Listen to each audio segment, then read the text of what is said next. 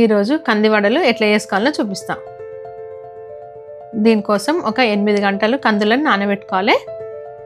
8 గంటలు నానిన తర్వాత మిక్సీలో వేసుకునేటప్పుడు కొన్ని ఎండుమిరపకాయలు, కొద్ది కల్లెమాకు, 2-3 ఎల్లిపాయలు,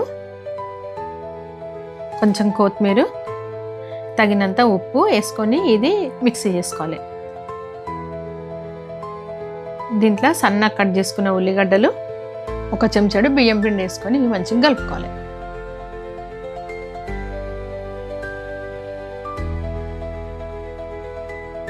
ఈ రకంగా ముద్దలాగా అయ్యే వరకు మంచిగా కలుపుకోవాలి.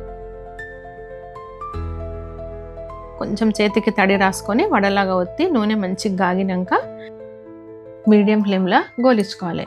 ఈ చలికాలంలో కందులు ఆరోగ్యానికి మంచివి. ఈ కలర్ వచ్చేంత వరకు గోలించుకుంటే కంది వడలు రెడీ. మీరు కూడా చేసుకొని ట్రై చేయండి.